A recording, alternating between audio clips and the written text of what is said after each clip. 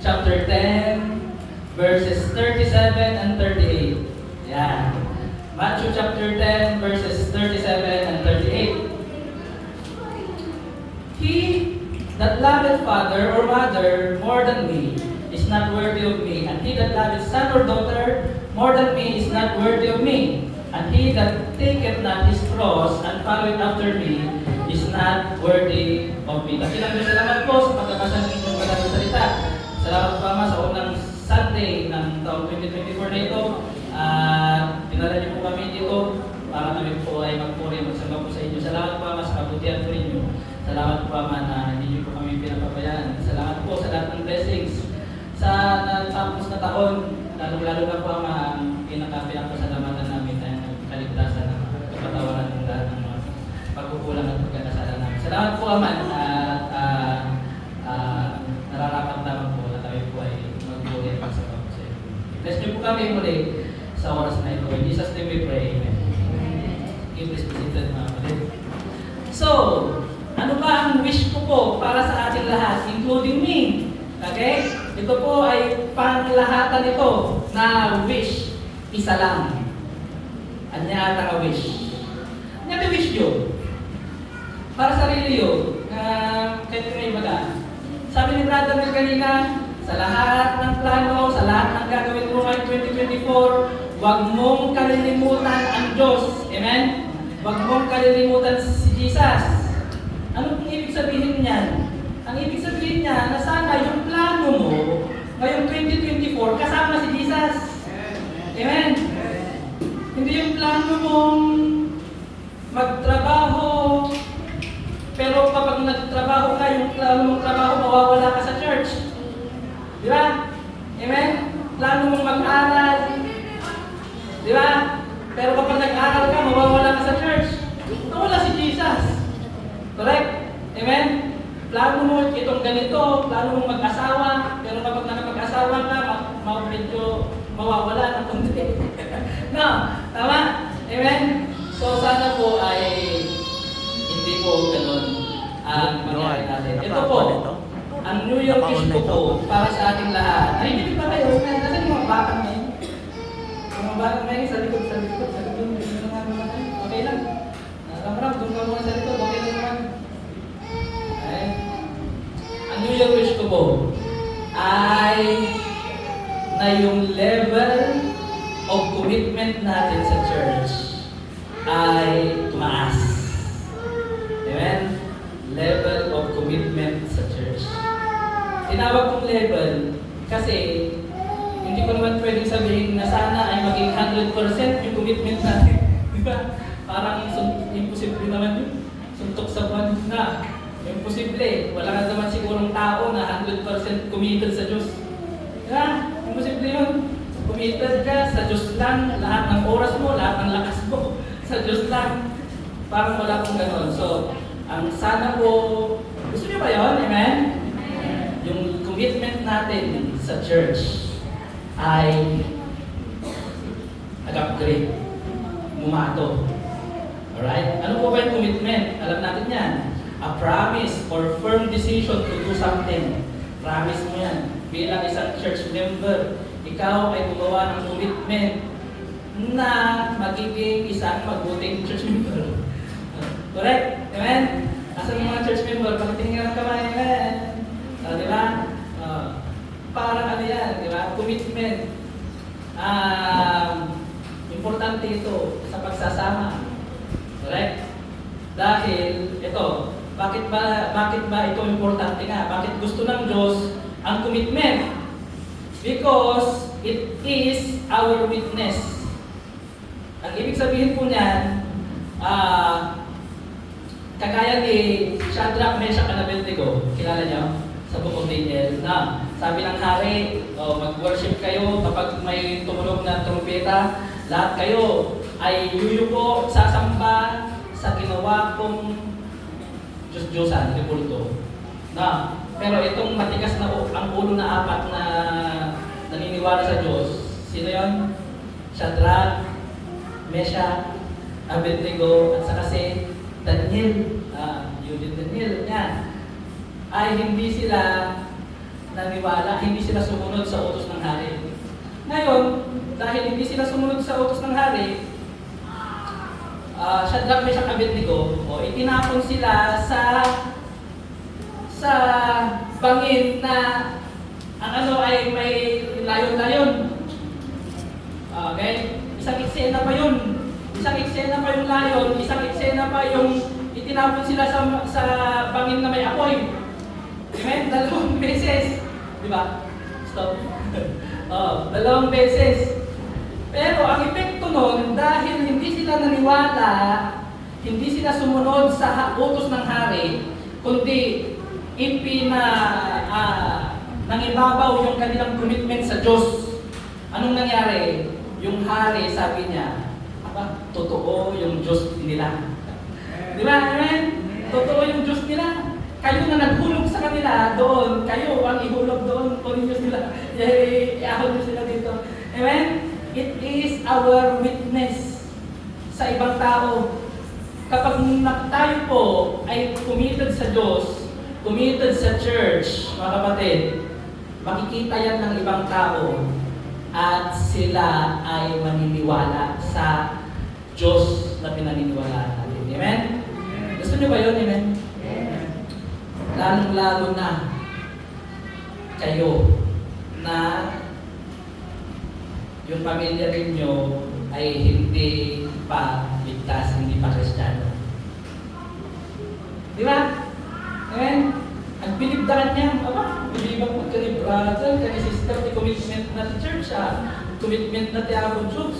Di ba? Mayroong something dyan. Bakit sila magbibilib? Dahil nakikita nila kung gaano ka-importante sa'yo si Jesus. Amen? Kung gaano ka-importante sa'yo ang church at si Jesus. Kung gaano mo kamahal ang church at si Jesus. At kung nakikita nila na mahal mo ang church at si Jesus, anong magiging effect, ano bang isang maiisip nila? Maiisip nila na napakaganda pala ng Jesus na yan. Di ba? Amen? Napakaganda pala ng baptist na yan, ng grace na yan. Amen? Dahil kung hindi yan maganda, hindi ka magiging ganyan committed. Ay ngayon nakikita nila, hindi naman committed itong mga to. Siguro hindi maganda yung pinupunta nila. Di ba? Amen? Hindi maganda siguro yung baptist na yun, hindi maganda yung grace na yun. Hindi maganda yung Jesus na yun. Kasi kayo mismo na umatin dito, hindi nyo na-enjoy, hindi ganun yung commitment ninyo. Amen? Naintindihan niyo? Amen? Kumbaga hindi kasarap na sarap nga mangan. Kumbaga kita, hindi ka talaga nag-enjoy ka nga mangan kung very committed ka. Nga mangan. Every order ka, every mangan ka, isot your order. Di ba? Amen? Mapapaisip yung ibang tao siguro masarap yun. Di ba? Alam niyo yung commitment, ang commitment, yung laging yun ang order mo. Hindi ka nagpapalit. Diba? Yun ang commitment nila, laging siya lang. Wala nang iba. Correct? Amen? Magdududa sila. Bakit itong brother na ito, gustong-gusto niya dyan baptist na yan? Diba? Amen? Bakit itong sister na ito, very committed sa church na yan? Siguro maganda dyan. Siguro maganda yung Jesus. Maganda ba? Amen? Amen. Nag-enjoy ba kayo? Amen? Nag-bless ba kayo? Amen? Bakit hindi kayo stick to one? Bakit hindi committed? Correct? Amen?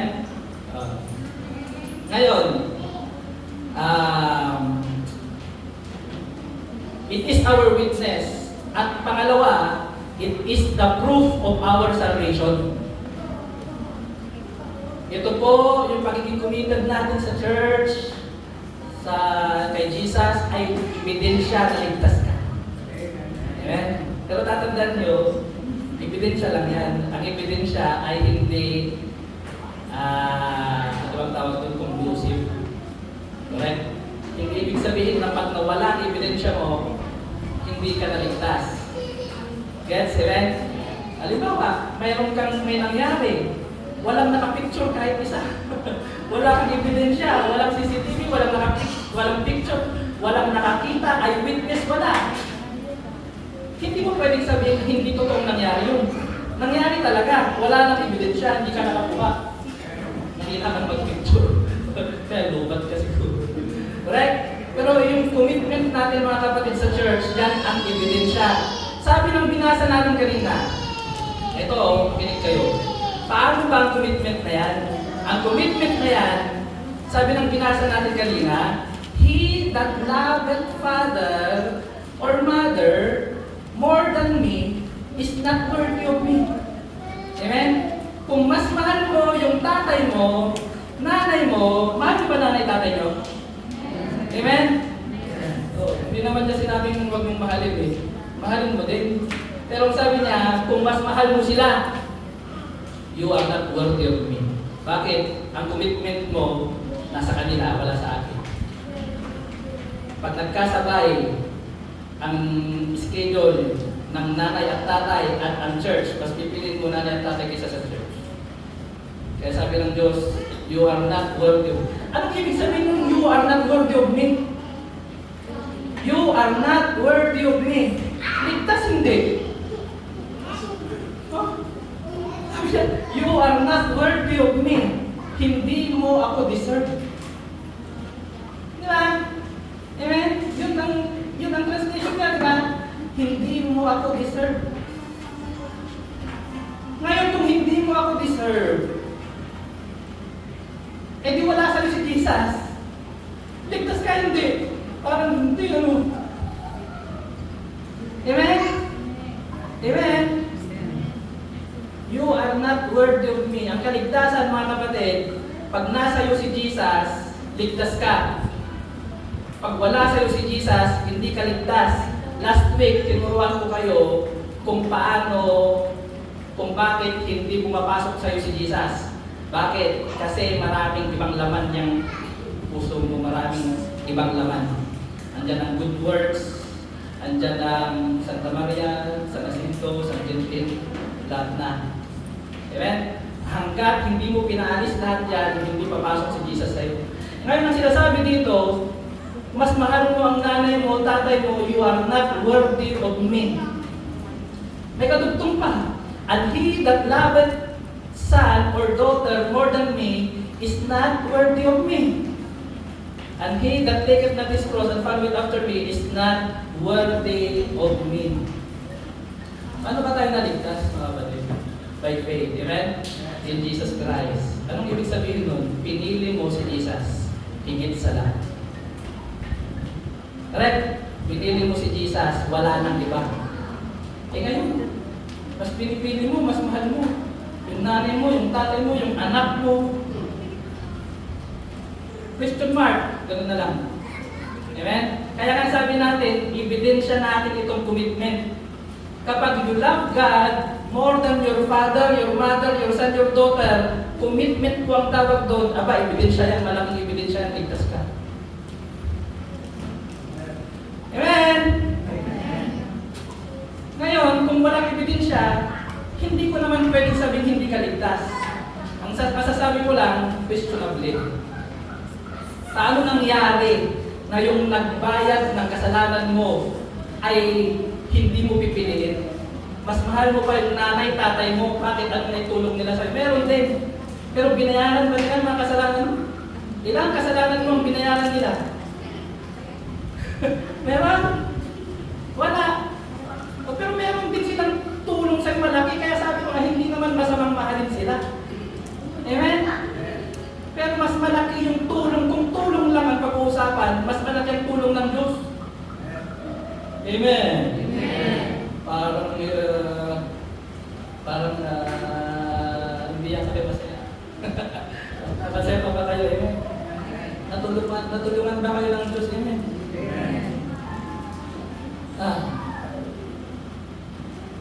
Natulungan nga lang, nabigyan nga lang kayo nitong ng 3 kilong bigas. Papatawag kayo, pupunta ka.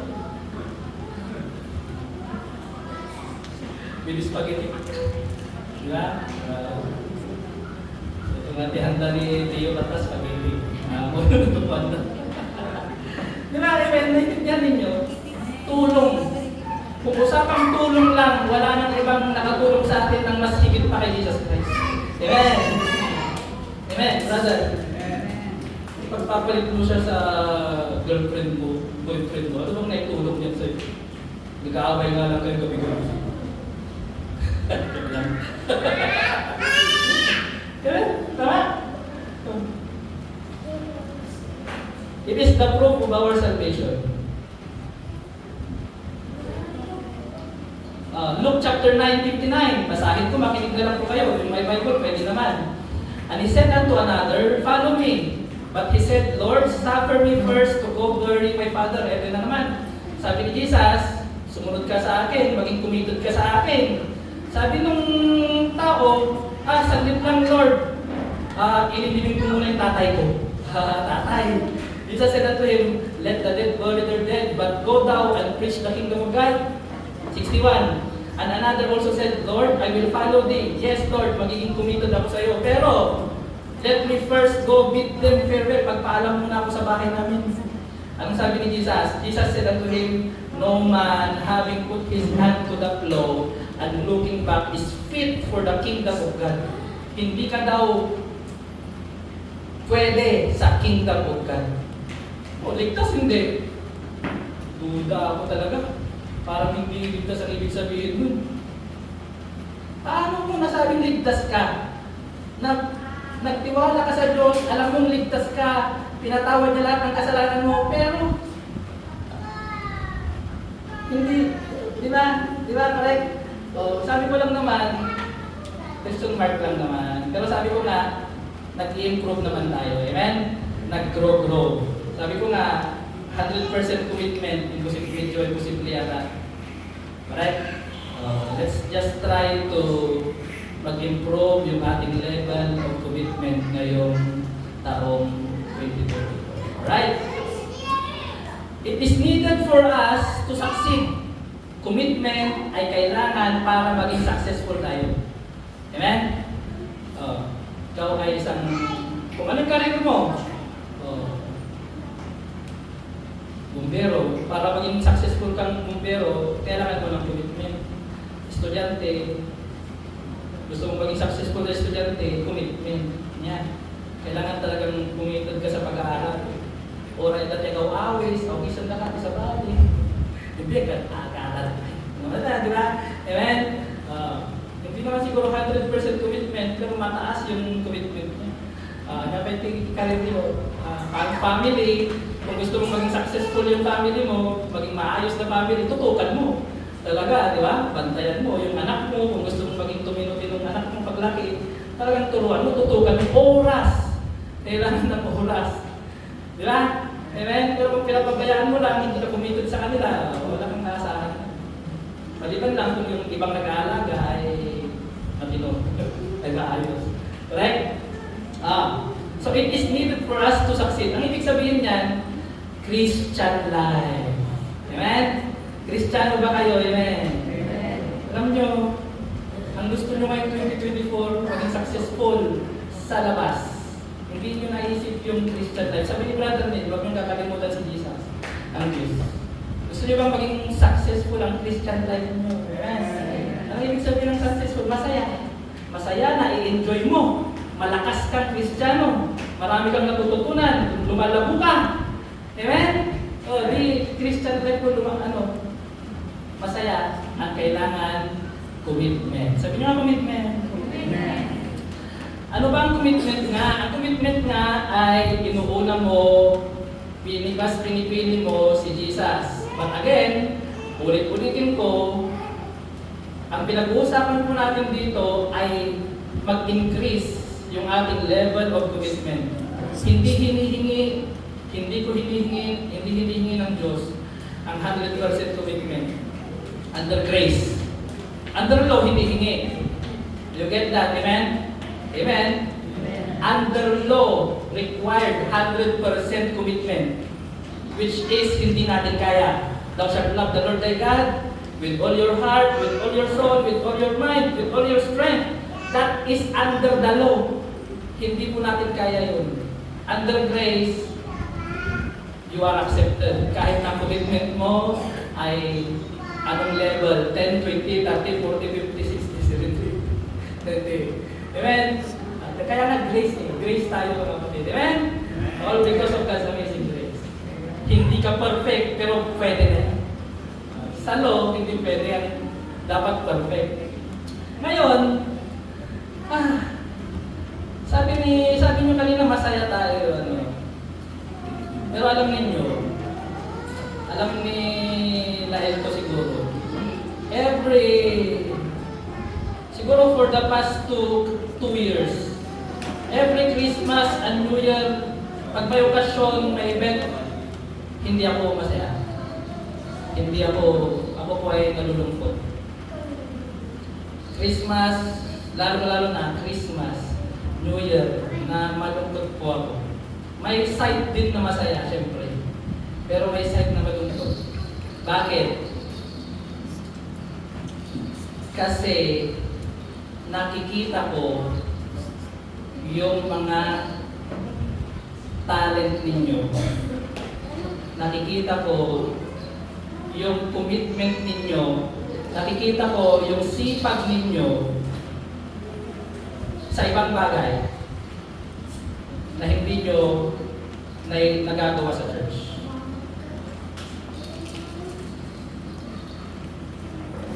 Amen? New Year, Christmas, lumalabas lahat ng talent nyo.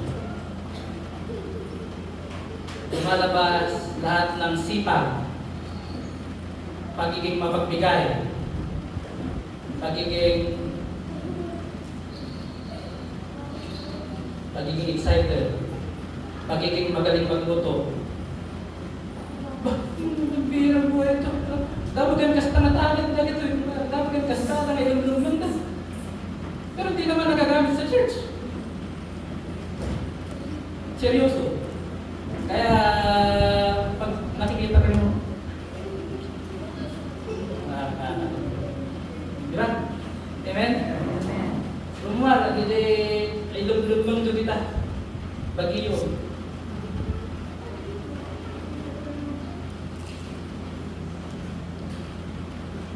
Pero, ginagamit sa labas. Sana, ngayong 2024, gamitin doon yun. Amen? Hindi naman bawal gamitin sa labas. Pero, mas. Hindi na yung mas. Amen? Love it more. Amen? Amen?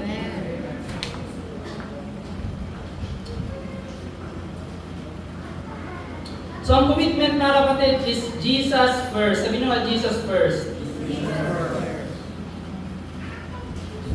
Anong mga pangarap nyo ngayong 2024?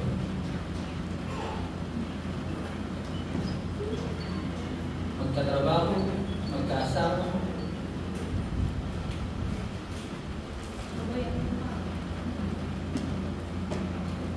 Ako, mga kapatid, nung elementary, high school, hindi ko yata alam yung mga crush niya.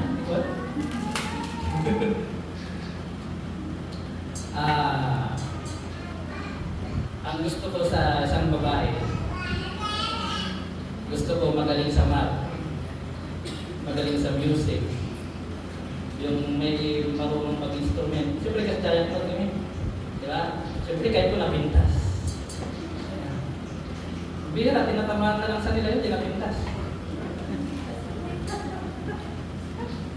Pero alam nyo, dalawa ang tinamaan nila eh. Ano yun? Ang number one na requirement, dapat ligtas Kristiyano. Amen? Kahit hindi maganda. Kung sakali lang. Basta ang importante, number one. Pero dalawa sa kaya sabi ko, dalawang tinamaan niya eh. Diba? Maganda na, Kristiyano pa. Pero hindi naman niya mahilig sa music. So, magaling din sa maths ng total. Pag nag-calculator. Diba? Naintindihan niya? Amen? That is, sinasama mo si Jesus sa desisyon ng buhay. Amen? Yun yung pinapakita mo din doon mga kapatid, ang commitment. Alam po ninyo, ako po ay, for your information, sa grasya ng Diyos, ako po ay isang CPA. Baka hindi ka alam. CPA po. Diba? Bilang CPA, yan sinasabi natin, yan ang pinakamagandang course. Hindi ka maghahanap ng trabaho ang maghahanap sa'yo. Diba? Correct? At sinasabi ko pa nga, kahit hindi ka maging CPA, yung may graduate mo lang yung accountancy, maganda na yan. Diba? Kasi nga naman, kasi nga, ang alam natin, mas mahirap ang accountancy. Mahirap ang accountancy. Natapos mo, edi advantage mo. Diba? Kung ikaw boss, employer, BSA graduate, kahit hindi CPA, pwede na yan. Diba? Pero, alam ko ninyo, dahil dahil sa commitment natin sa Diyos, sa church, tutuyak mo, ayun. Awan mo kwarta. Tutuyak kwarta na nila eh. Diba? Ano natapos niya? Psychology. Wait lang political science. Political science. Sabali. Ang naisip ko psychology, di ba? Political science, psychology. Akala ko, magkasama lang yun. Di ba si psychology, political science? Akala ko dyan, political science. Di ba? Naintindihan ninyo, amen? Recently, just last year or this year, nag-a-apply ako ng mga nagtitingin ako ng trabaho. Ang isang requirement sa trabaho, work from home. Di ba? Magtitingin ka sa job street, kaya sa marami namang trabaho, pero kailangan mong mag-report sa, anong tawag doon? In person, kailangan mong, hindi siya work from home, automatic. Hindi na pwede yan. Di ba? Amen? Naintindihan niyo ba? Amen? Pwede naman malaki ang sahod. Di ba? Amen? Pera-pera lang naman yan.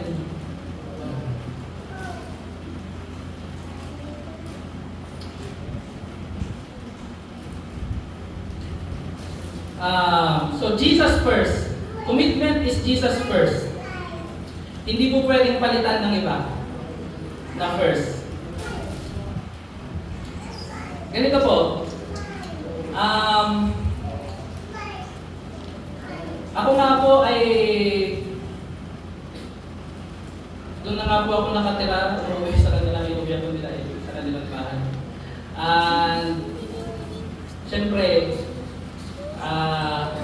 ako po, may mga makikita ko doon na parang gusto kong mapalitan. Sana. Di ba? Di ba? Pakalaki niya. Stipis niya. Ano ba? Stipis. Di ba? Di ba? Siyempre,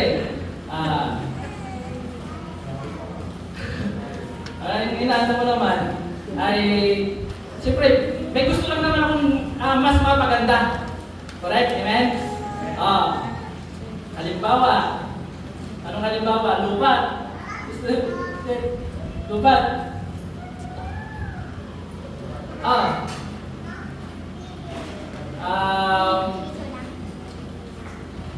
Basta huwag nang maghalimbawa. Okay? Huwag mo nyo nang pabayaan nyo na. Meron akong gustong pagandahin. Okay? Sinasabi ko kay Lael na ito, sana ganito ang gawin, sana ganito, mas maganda ganito. Yan. Alam ko ninyo, makinig po kayo. Alam ko ninyo, ang pagtatanong ay the same. Makinig po kaya, ang pagtatanong po ay the same with parang nagde-demand ka nun. Di ba? Parang ang pagtatanong, Pag,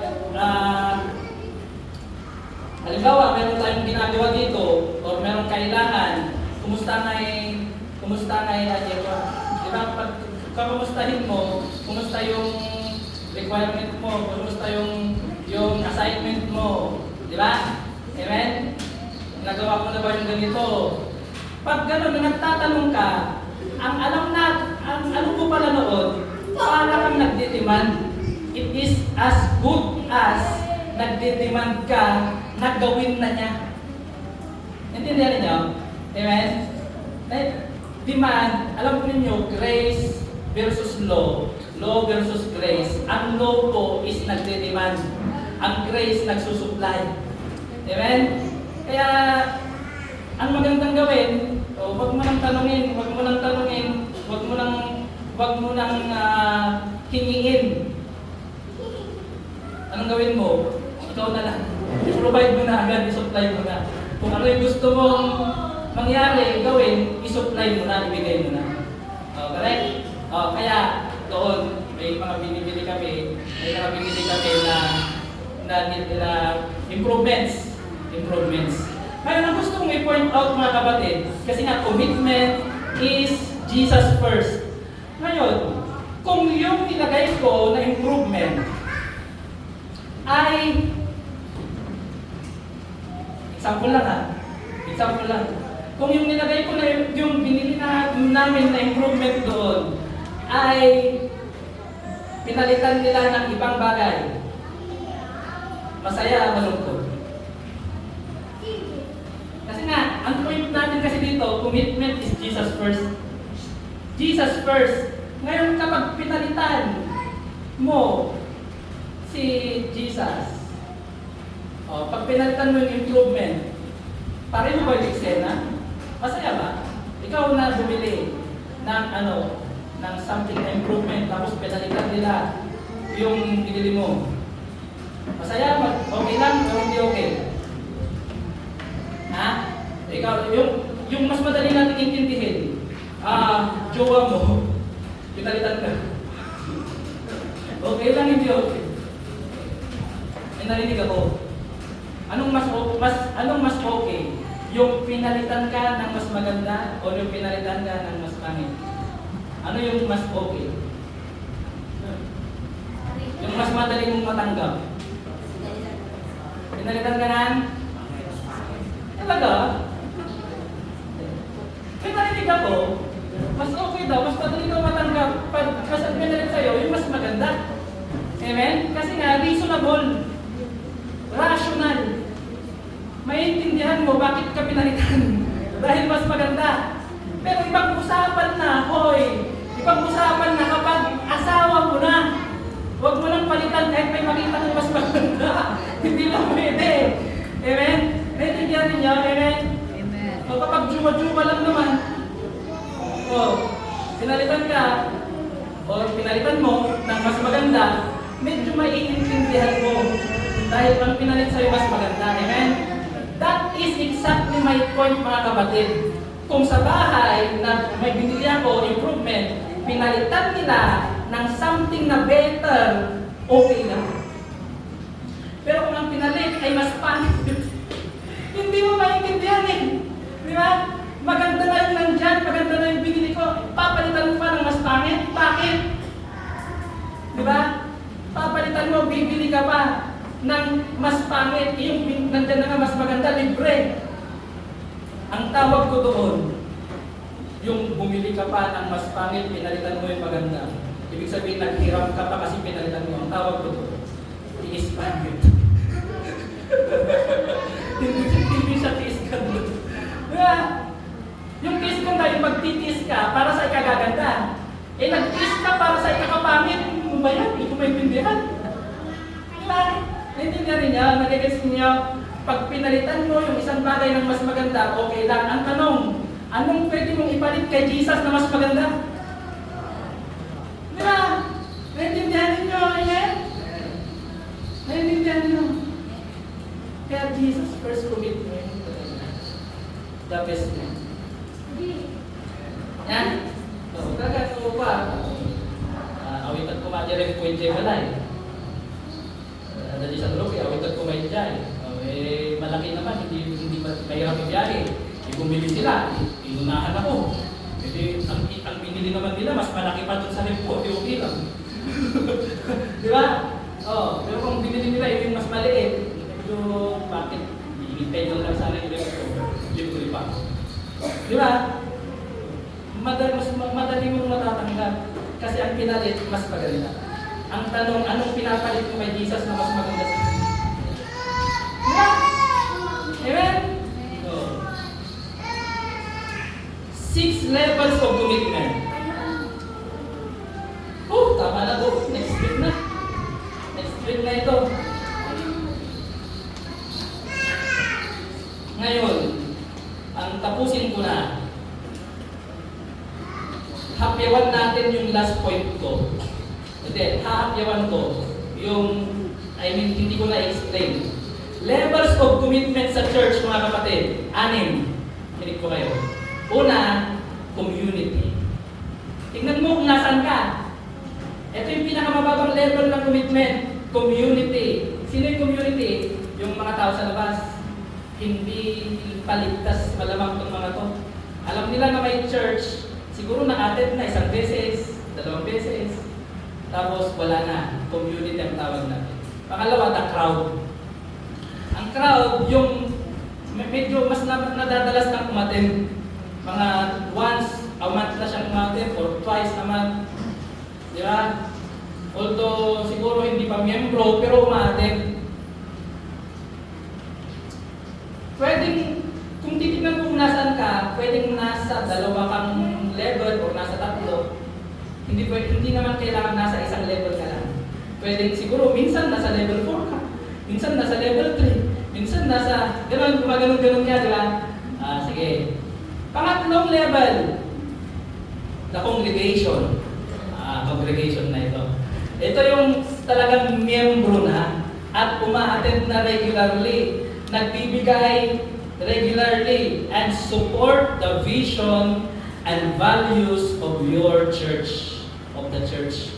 Sinusuportahan niya yung values and mission natin, talagang congregation na yan. Alright? Amen? Next, committed. Itong committed, talagang hindi lang member, umaattend, kundi talagang mas mature na siyang Kristiyano. They are growing in the relationship with Jesus and establishing the habits. Medyo makita mo, natanggal na yung ibang vision niya. Yeah? Natanggal na yung ano niya. Talagang mukha na siyang Kristiyano. Diba? Committed. Okay? Tapos, meron tayong tinatawag na core. Alright? The core. Okay? And then number 6, yung commission. Ngayon, meron akong nakita ibang pag-level. Ganito, makinig ko kayo. Yung leveling niya ganito. Unang-una, ako lang nag-label. Yung unang level ay sinner. Anong sinner? S-E-T-N-E-R. Sin. Sa messenger, sinner. Diba? Ibig sabihin, kayo, pupunta kayo dito, tinitignan nyo, nakikita nyo, walang ka-react-react, walang ka-comment-comment, diba? Amen? Nag-amen. Dati chat na ni brother ni GC, awan kay reaction, awan kay comment, basta nakita na. Diba? Nakikita niya yung trabaho ng iba. Ibig sabihin, gano'n ang gusto ko sabihin. Tayo, may mga nagtatrabaho, siya nanonood lang. Sinner niya. Pangalawa, yung helper. Tumutulong na. Okay? Tumutulong na. Tingnan mo level 1 sinner, level 2 helper, level 3, eto na yung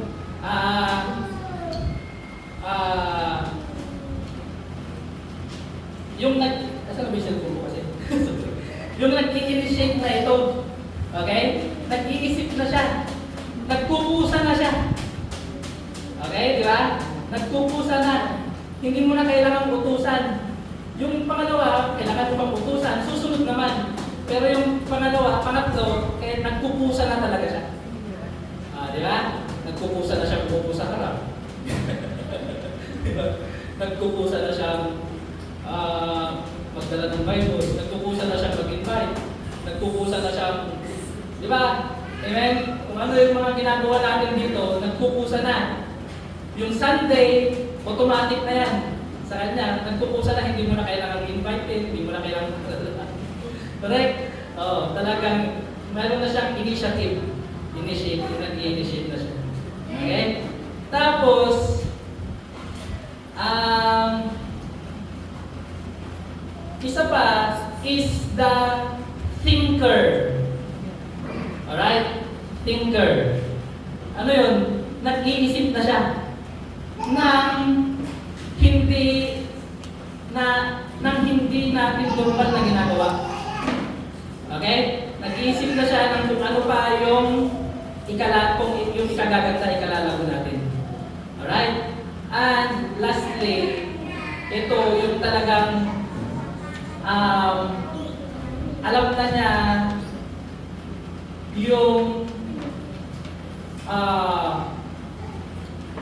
niya yung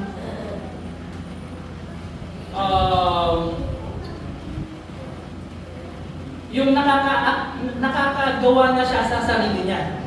Okay? Naiintindihan niyo ba? Amen? Yung apat kasi, yung tatlo, nag-i-initiate siya, pero pinapaalam pa niya sa pastor. Okay? Pinapaalam pa niya. Pero merong isang level na talagang hindi na niya pinapaalam. Hindi naman yun kabastusan. Di ba? Kundi kailangan natin ng maraming taong ganun. Kundi ginagawa na niya, si pastor, si leader, alam niya na ginagawa na yun, hindi na niya pinapaalam kasi malaki na yung tiwala niya rin sa kanya. Okay? Alam na niya ito na kahit hindi na niya ipaalam sa iyo, hindi mo na approval, alam mo na yung ginagawa niya ay tama. At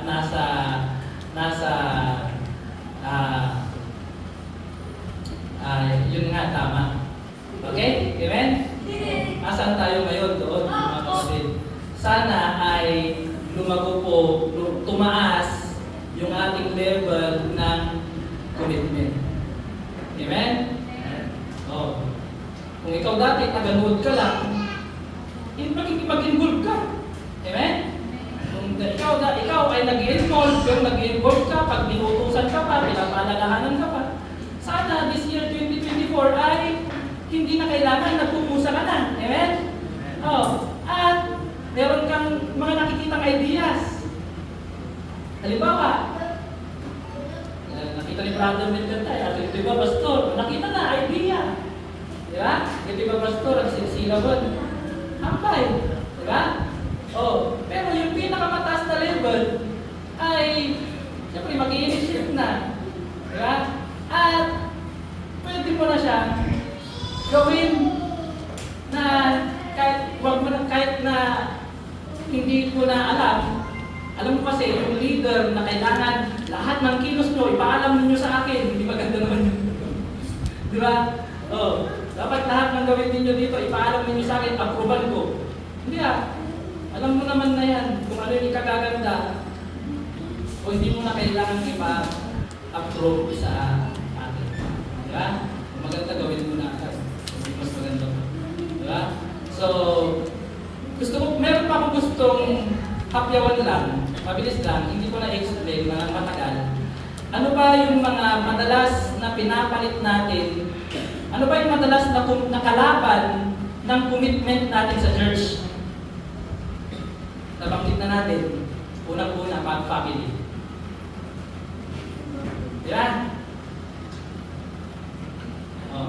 You love your mother, your father. Asan ba yun? Basahin ko ulit Tingnan nyo to. Babasahin ko. Para maganda.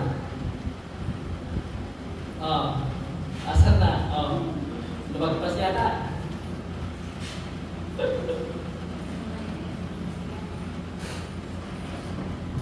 Yan. Nasaan na?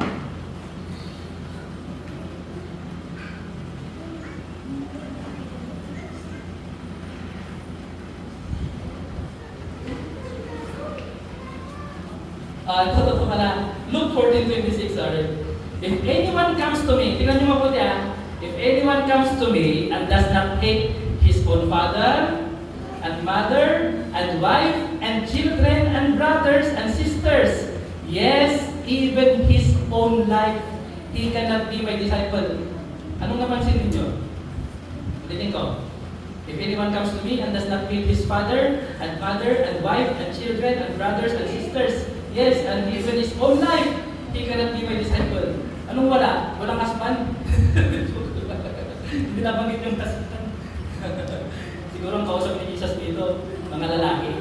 Kaya sabi niya, your wife, wala lang mga lalaki yung katungtong na, tapos your husband, hindi lang your husband, more than me, mga kausap niya lalaki. Diba? So, family, isang kalaban ng commitment natin sa Diyos. Amen? Pangalawa, at alam na alam natin ito, pera. Pera. Hindi ko na explain ng matagal sa susunod na. Tandaan nyo, yung sabi ko, sa grasya po ng Diyos, sipili ko ako. Wala nga akong pera sa bangko. Wala. Hindi pa ako sumakot. Diba? Yung ko, basta wala. Yung kotse, cherry, pera lahat nila ito. Yung pinagbabayad, monthly, pera niya lang. Pero, tanungin niyo siya, sinumpos ako. Diba? Naintindihan niyo ba? Amen? Family at pera ang dalawang malakas na kalaban ng commitment natin sa church. Ngayon, paano ba natin mabuo yung commitment natin sa church? Isa ang sikreto. Binasa na yung kinanta natin kanina, the love of God. Lumago ka sa pag-ibig ng Diyos sa iyo. Huwag mong ipagmalaki yung pag-ibig mo sa Diyos. Ang ipagmalaki mo, yung pag-ibig ng Diyos sa iyo. Amen? Ganyan ang eksena ni na John and Peter. Si Peter, sabi ni Jesus, ngayong gabi, iiwan ninyo akong lahat. Sabi ni Peter, hindi Lord, ako hindi kita iiwan over my dead body. Hindi ka nila mahuhuli. Kasi ipabako na siya. Ay puhuliin na siya. Sabi ni Jesus, ngayong gabi, tandaan mo, bago magtumilaw yung manok, ikakailan mo ako ng 3 beses. Bakit? Ang pinagmamalaki ni Peter, yung pagmamahal niya sa Diyos. Amen? Which is, hindi malakas. Ano ang mas malakas? Yung pagmamahal ng Diyos sa iyo o yung pagmamahal mo sa Diyos? Pagmamahal ng Diyos sa iyo. Kaya doon yun ang gawin mong pundasyon para matibay. Amen? Si John, ang pinagmamalaki niya, yung pagmamahal ng Diyos sa kanya. Paano natin nasabi? Sa Book of John, may mga mababasa ka, the disciple whom Jesus loves. Anong ibig sabihin? Yung disciple na mahal ng Diyos. Sino yun? Si John. Yung disciple na mahal ng Diyos na sinasabi doon ay si John yun. Sino ang sumulat ng Book of John? Si John din. Ibig sabihin, si John ang nagsasabi. Pag pinapakilala niya yung sarili niya, hindi niya sinasabi, at ako. Hindi. At yung ang pagpapakilala niya, at yung disciple na mahal ng Diyos. Amen? Si John lang naman ang nagsusulat nun. Tingnan mo sa Matthew, Mark, at saka sa Luke, hindi naman sinasabi yung ganun na the disciple whom Jesus loves. Hindi ko sinasabi yun. Ibig sabihin, si John, pinagmamalaki niya yung pagmamahal ng Diyos. Anong ending? Ending tayo. Anong ending? Nung ipinako si Jesus Christ, nasaan si Peter? Dininay niya si Jesus 3 beses. Alam niyo yun? At umalis. Umiiyak. Asan si Peter? Ay, asan si John? Nasa kasama ni Jesus, nasa baba ng Diyos. Diba? Nakita niyo yung pagkakaiba? siya lang, si John lang ang kaisa-isang disciple na nandun sa baba. Kasama ni John yung mother ni Jesus na si Mary. At ang sabi ni Jesus kay Mary, Mary, siya na ngayon ang anak mo mula ngayon. Ha? At ikaw John, siya na mami mo. Di ba? Pinagkatiwala sa kanya yung nanay ni Jesus. Blessing. Privilege. What a privilege. Amen? Bakit? Paano siya nagkaroon ng ganun na commitment na hanggang sa dulo siya lang ang natira? Amen? Anong sikreto? Ipagmalaki mo yung pagmamahal ng Diyos sa iyo. Alalahanin mo yung kabutihan ng Diyos sa iyo.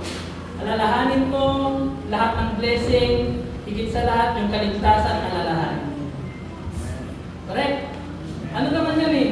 Kaya yung sabi ko kanina, ang commitment natin ay nakadepende sa tulong na natanggap natin. Correct? Kaya, para lumakas ang commitment mo kay Jesus, alalahanin mo, isipin mo yung naitulong ng Diyos sa iyo. Kabutihan niya sa iyo. Kaya last week, ang ginawa natin, may mga nag-testimony dito, nagsalita. Nagpasalamat sa Diyos, sa kabutihan ng Diyos sa buhay nila. Correct? O nagkado, nag-testimony, di ba sa akin lang. Yung iba, bibigyan ko kayo ng pagkakataon na mag-share ng inyong testimony ngayon. Mamaya pagkatapos ko. Okay? Likely, mahaba. Take your time. Ikaw, madali ba kayo? Meron na naman kayong nag-uusapan lang natin commitment, pero nagmamadali na naman yun. Pero hindi naman ito masyadong late. Huwag kayo mag-alala, ang daming million na. Di ba? Amen? At, Sister Lai, yung commitment, renewal of commitment. Meron tayong renewal of commitment form dito. Gusto ko, basahin ninyo muna. Huwag nyong, mas maganda kung intindihin nyo muna. Basahin ninyo. Kasi, commitment natin ito. Parang kasal. Kaya, kasal, commitment. Ito, yung commitment natin sa Diyos, meron po tayo dito. Okay? Basahin ko. Mabilis lang. Having been brought by God's grace to repent and believe in the Lord, Jesus Christ, having been baptized upon our confession of faith, we now, in dependence upon His Spirit, resolve to live by faith, and so establishes this covenant with each other as the local body of Christ. Una, we will work and pray for the unity of the Spirit through the band of peace. We will be devoted to one another in brotherly love. With humility and gentleness, we will patiently bear with each other, forgiving, encouraging, and building up one another. Building one another up, exercising watchfulness over each other, and discipling one another when necessary. Number two, we will purpose to gather together as one church, not forsaking the assembling of ourselves. We devote ourselves as a people of prayer. We promise to raise our children, para sa may mga anak, and youth in the training and instruction of the Lord as revealed in the Scriptures, and by a pure and loving example to seek the salvation of our family and friends. We will rejoice with those who rejoice. Pag masaya ang kapatiran, masaya rin tayo. And weep with those who weep, helping to bear each other's burdens. We will seek, by God's help, to live carefully in this world, denying ungodliness and worldly passions. We will seek to live Spirit-controlled lives that bear evidence of His residence in us. Demonstrating the fruits of the Spirit, we will strive to live self-controlled, upright, and godly lives in this present age as we wait for our blessed hope and appearing of the glory of our great God, Savior, Jesus Christ. We will defend and maintain an evangelical ministry in this church by supporting and upholding the preaching of the Word of God, the administration of the gospel ordinances, the exercise of the church discipline, the exercise of the Great Commission. Malapit na. We will contribute cheerfully. Generously, and regularly to the support of the ministry, the expenses of the church, the relief of the poor, and the spread of the gospel through all nations. If we move, last paragraph, may the grace of the Lord Jesus Christ and the love of God and the fellowship of the Holy Spirit be with us all. Amen. So, ilagay niyo po dito yung pangalan ninyo, pirmahan ninyo, at yung date. Isang line lang sa inyo. Isang tao, isang line lang. Alright? Nandun na yung pangalan, pirma, date. Mauna ako, mamaya. Alright? Bilang commitment namin sa Diyos. Manalangin po tayo. Nakilang Diyos, salamat po sa mensahe na yun. Yung kung ito, first Sunday of the year, napakaganda po. Na muli ay pinaalalahan po kami na dapat ang commitment po namin, number one, ay sa church na sa inyo. At we pray, Father God, na yun po ang mangyari sa amin ngayong 2024. That is my wish as the pastor of Father God ng church na ito. That is my wish para sa aming lahat, including me. At nawa po ay kami pong lahat ay sabay-sabay na lumago po ang aming commitment po sa inyo. Palalo niyo po palagi sa amin kung gano'n po kami kamahal. Makita namin sa araw-araw, Ama, ang presensya ninyo. Makita po namin, Ama, ang kabutihan ninyo, ang pagmamahal ninyo sa amin para hindi po kami kahit hindi namin kayo pagpalit sa ibang bagay na nakatulong lamang po sa amin ng konti. Mga kapatid, namusap ang Diyos sa inyo through that message. Meron kang reply. Huwag kang mahirap, may iba. Kung gusto mong sabihin na yes, that is also, I will make that my number one wish, prayer this year 2024. Hindi masama ang ibang dreams, hindi masama ang ibang wishes, but as Christians, as a child of God, mga kapatid, ito po sana ang gawin natin number one na New Year wish po natin ngayong taon. Kung sabihin mo, yes, Lord, that is also, I will make that my number one wish. Pwede kang tumayo, mga kapatid.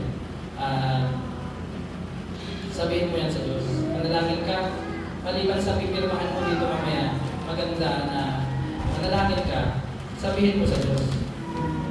Pwedeng ang kailangan ng commitment, kapatid, para ma-enjoy natin ang Christian life. We may fail na magawa natin yung ating commitment. Pero mag-uumpisa yan, kapatid, sa paggawa ng commitment.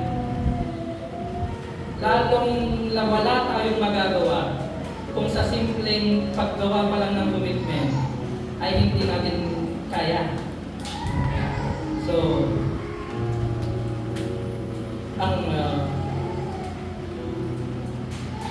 if that is your prayer, kung gusto mong sumabihin sa Lord, yes Lord, gusto ko na sana sa taong ito mag-increase, hindi man 100%, pero mag-increase man, Lord, mula sa congregation, kung ngayong taon, nandun ka lang sa congregation, hindi mag-level up ng konti.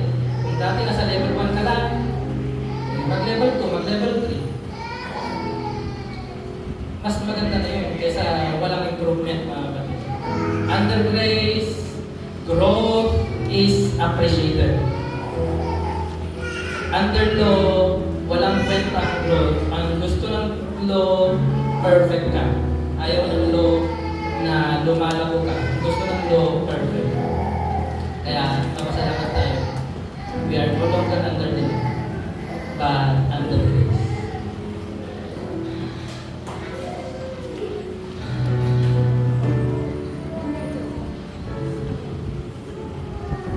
Malapit na, mga kapatid, ang muling pagpapalit ng Panginoon. Sige, mag-pray ka, kumikit ka, kung ka, sabihin mo sa Diyos ang commitment mo. Salamatan mo siya sa kabutihan niya sa iyo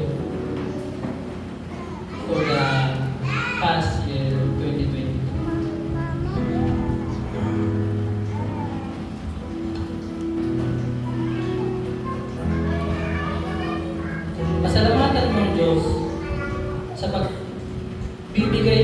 atin ng dalawa na malaking blessing na minsan ay nagiging kalaban pa ng Diyos. Yung pamilya natin at yung pera. Pasalamatan mo ang Diyos, mga kapatid. Galing sa Diyos yan. Diyos ang nagbigay sa iyo. Diyos, only by His grace. Kaya meron kang magandang pamilya. Kaya meron kang magandang trabaho. Marami kang... pero hindi sana yan ang maging dahilan, mga kapatid, para mawala yung commitment natin sa Diyos. Hindi masama magkaroon ng magandang pamilya. Maganda nga yan. Hindi masama mahalin mo ang pamilya mo. Dapat lang. Pero sana po ay mas mahalin natin ang Diyos higit sa lahat ng bagay dahil siya po ang karapat-dapat lang yan dahil siya nakatulong sa atin ng sobra-sobra. Wala na. Yung iba, hindi po tatayo. Yung iba, okay lang. Hindi naman mas maganda po na maging honest. Kung hindi kaya gawin yung commitment, hindi po tayo nagbubulaan dito. Tumayo lang tayo. Malangin tayo. Dati lang niyo salamat po sa response po ng inyong mga nakakita niyo po na nakatayo po. May ganito lang po na nag-video ang aming mga panalangin. Salamat po. Lahat ng blessings niyo po sa amin sa nakarang taon. At ito po na hindi po kayo nagkulang sa amin. Hindi lang po material blessings, pero higit sa lahat ay mga spiritual blessings na natatanggap po namin. Lalo-lalo